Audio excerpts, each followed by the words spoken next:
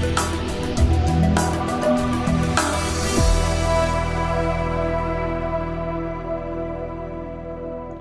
day, my name is Elfreda Jonker. I'm the Client Portfolio Manager at Alphinity Investment Management. Today I will be reflecting on a note that we've recently published called Earnings, a Beacon in the Storm. At Alphinity, we follow a process that we refer to as finding earnings leaders in the market. Those are companies that's trading at reasonable valuations, that's high quality, and importantly, is in an earnings upgrade cycle. Over the last 12 to 18 months, it's really been a very volatile and challenging time in global equity markets. Over that period, the Australian market did underperform global markets, but we still managed to eke out 17% total return. Interestingly enough, none of that was actually supported by earnings.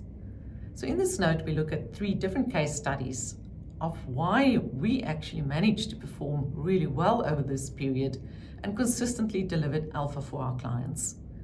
We look at the Australian banks, which has really been the best performing sector by far over the last 18 months, and why we've maintained an at-weight, or in certain of our funds, an overweight position to these banks despite trading at reasonable high valuations. Secondly, we take a look at Woolworths versus Coles.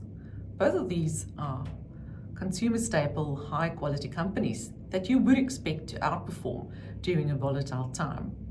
But what we have seen is that Coles massively outperformed Woolies on the back of getting superior earnings upgrades relative to Woolworths that had quite a few challenges and saw earnings downgrades.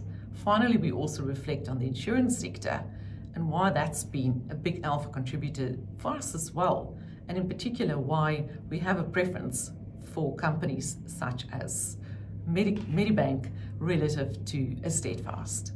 So go and have a look at our note. It's in our insights section on alphinity.com.au.